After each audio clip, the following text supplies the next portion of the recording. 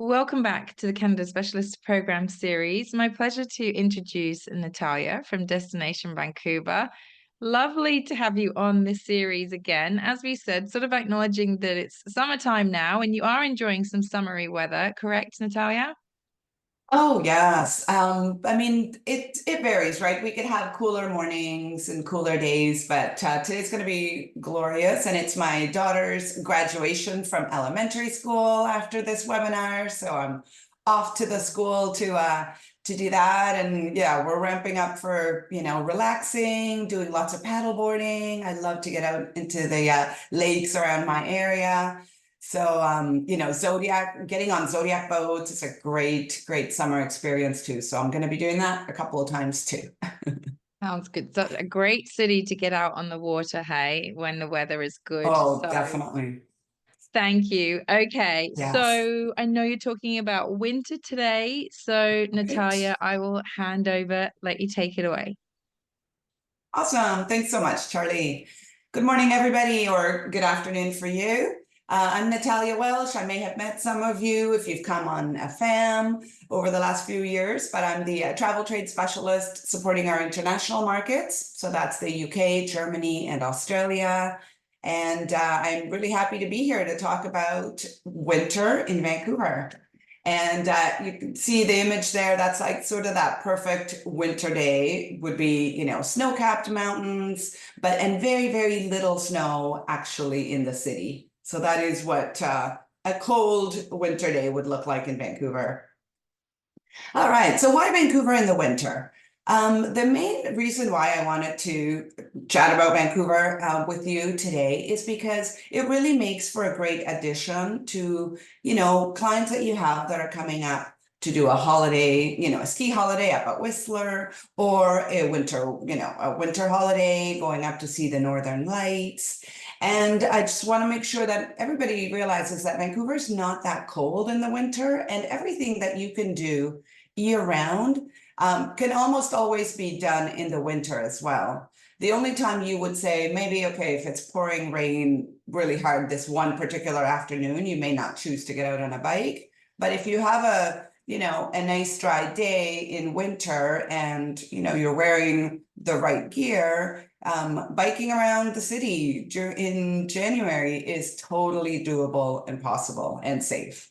So I want you to keep that in mind for it to be a great addition to those clients that you have coming in the winter. All right, so Vancouver, right? We're a very compact city. We've got about 1.7 million people in the Metro Vancouver area. In the surrounding areas, we're even bigger. It's more like 2.7. But the downtown core has about 900,000 people, and you can walk from one end to the other in 3 kilometers, which takes about half an hour to 45 minutes. So it's very doable without a car. So you don't need to recommend that clients have a rental car. Even getting from Whistler, there's shuttle services. Getting from the airport, it's easy to hop on an Uber, a taxi, or the TransLink, which is our public transportation system, has a great little train that comes right downtown. So no need for a car for sure. All right, so Vancouver is lucky to have Stanley Park as the jewel of our city. It's a 1,000-acre park located right beside the city and very accessible. In 20 minutes or so, you could be in the middle of the forest. And what's great about the park is that it has a 9-kilometer seawall that's, goes all around the park. So great for walking, scootering, or biking. But also there's 27 kilometers of trails inside the park. So if you're an avid walker or hiker, you could really within an hour be right downtown and then also in the middle of a park. Hopefully not getting lost because it is a big park, so be follow the maps. So it's really just one of those unique features of Vancouver, having such a huge park right in our city. All right, so I did mention biking is a great option. On top of the 9 kilometers of seawall that Stanley Park has, the city of Vancouver also has seawall that goes, and it's about 27 kilometers of seawall that goes around the city. And it's such a fun way to get around, to see the city, and it's very safe. And it's the longest uninterrupted seawall in the whole world. So that's pretty cool. Of course, if you don't, if you don't have a good sense of direction, there's always the possibility of getting, a guide, right? Doing a tour. These tours with Cycle City Tours, for example, are a great option. You can do a regular bike, you can use an e-bike, or if you're a little more adventurous and you just want to rent the bike from them, they'll give you a map with suggestions on different routes too. All right. Now, one of my favorite ways of seeing Vancouver, of course, is from the air. And we have Harbor Air float planes that offer scenic rides anywhere between 20 minutes to 45 minutes. And it's a great way to see the city at a low altitude. And it's really fun and safe too. All right, some unique attractions. Here in Vancouver, we've got a great selection of different museums. The one on the left there is the Bill Reid Gallery. Yes, the Bill Reid Gallery of Indigenous Art. The Vancouver Art Gallery is at the bottom there. And then we've got the Harbor Center has a platform up at the very top called the Lookout that offers Vancouver 360-degree views of Vancouver. So I recommend that you mention that to your clients too. It's a great way to see the whole city. Now, the Vancouver Aquarium is located right in the center of Stanley Park, and it's also very easy to get to. It's a great experience for clients that are families coming to Vancouver for sure. One of my favorite things to do is ice skating, and Vancouver has a free ice skating rink right in the middle of downtown. Robson Square is located just under Robson Street, which is, our big shopping street. And skating there is free, but if you don't have your own skates, they do have the rentals. So I recommend that you mention that to your clients. It's a fun thing to do for an hour or two in the afternoons. Of course, we also have our professional ice hockey team called the Vancouver Canucks, and their season runs from October through to March and beyond, depending on whether they get to the playoffs. This year, they got to the playoffs and got eliminated on the second round. And over the next couple of days, it's going to be the final game, which is Edmonton versus Florida this time. But even if your clients are not really interested in hockey per se, it's such a fun event to go to. The atmosphere is really fantastic. There's great food options there too. So I would highly recommend an evening out to be a Canucks game if there's one on the nights that your clients are there. All right, so Granville Island is also a top attraction, second only to Niagara Falls in Ontario. It's a really wonderful, so it's not an island, let's start with that. So it's just a misnomer there, but that's all right. And it has the Granville Island Public Market, which is a great place to go grab lunch, check out all the vendors and all the cool fresh things that they're selling. But also there's artisan studios, breweries, the sake maker is in the village on the island. There's theaters there as well. So your clients can easily spend an afternoon just walking around Granville Island. And a really fun way to get there is with, you can see the picture there on the left. These are the aquabuses. So they're little aquabus ferries. You could purchase a ticket for, a one-way ticket. It's about $5, or you can get the day pass, which I believe is $14 or $15, and you can crisscross Falls Creek on these cute little ferries. A great way to get to the island and beyond. All right. Now, Vancouver Foodie Tours is one of the companies that does special tours in different neighborhoods, well, foodie tours, of course. And they have the Festive Favorites tour, which they do at Granville Island in the month of December. But otherwise, year-round, they do offer their market tour, which is fantastic. It's a 2-hour tour where you eat your way through the market, and it's one of my favorite things to do on FAMs. And it's, you know, you're walking, you're learning about the vendors, and you're getting a meal as well.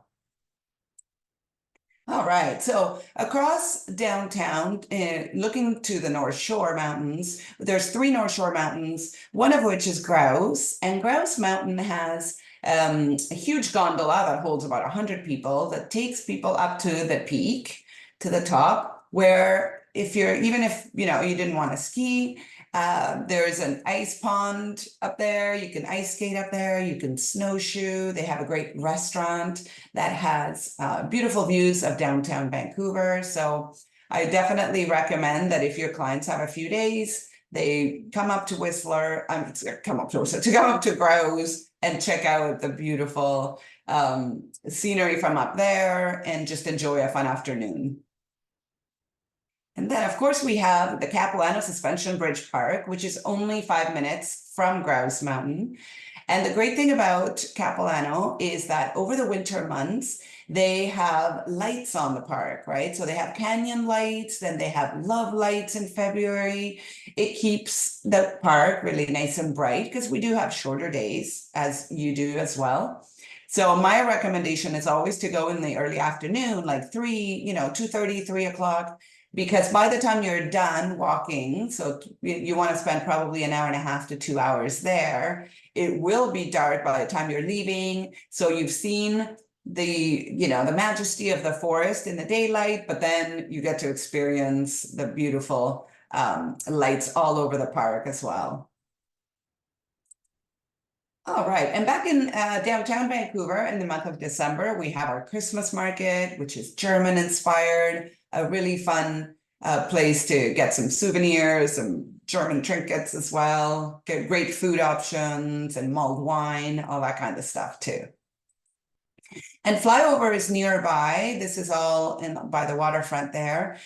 So Flyover is a 4D movie experience where you soar over Canada. And they're coming out with a new movie next week for Canada. So they're going to be highlighting that movie for the next 6 months. That'll be their only show because it's brand new. Everybody will want to see it. But at Christmas time, they do add lots of nice holiday elements to their experience. And the Van Dusen Botanical Gardens, of course, it looks absolutely amazing right now. I was there just last week, but in the wintertime, they light it up as well. And it's a really great place. They have a great restaurant there as well. So it could be a combination of, dinner and walking the 33 acres of park for an evening probably would be best.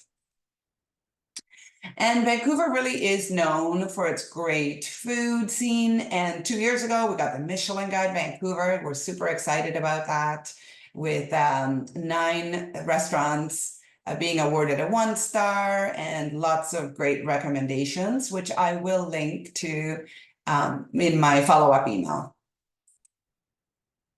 Oh, did I skip one? Here in a second. There we go. The Dine Out Vancouver Festival also happens in the winter, end of January into early Feb, and over 300 restaurants in Vancouver participate, offering a fixed price menu at different price points too. So this is something definitely to mention to your clients. And key selling points to Vancouver in the winter, of course, we are a year-round destination, but pretty much everything you can do during the rest of the year, you can also do in winter because of our mild temperatures. Knowing that there is so much to do, we do recommend 3 to 4 days as the length of stay. And as you can see in this picture and the ones I've shown you, we really are a city immersed in nature, and that combination of urban and nature experiences is really quite unique to us. We're compact and walkable, of course, and we've got great food. All right, some resources to share with you. If you haven't already, please join us and do the Vancouver Specialist Program. So this is our online training program that allows you to get, a deep dive into Vancouver, learn some more, but also it offers great opportunities. If you complete the program, you'll be able to,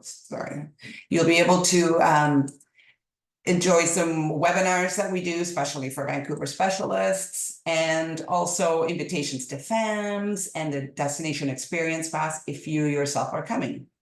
We also have our new Winter Resources Toolkit out, which I will link to in my follow-up email. All right, and here's my contact information again. Please reach out if you have any questions. And yeah, I look forward to maybe seeing some of you in future FAMs or training sessions. Thanks, Charlie. Awesome. Thank you so much. We do love Vancouver. I'm sure there's lots of Vancouver fans out there. Here's some love coming in for Vancouver. And thanks, everybody. Such a great destination for that. Yeah, for those pre and post ski trips, Northern Lights trips. Just so much to do in the winter as well. So thank you. Kate says amazing. Thanks so much.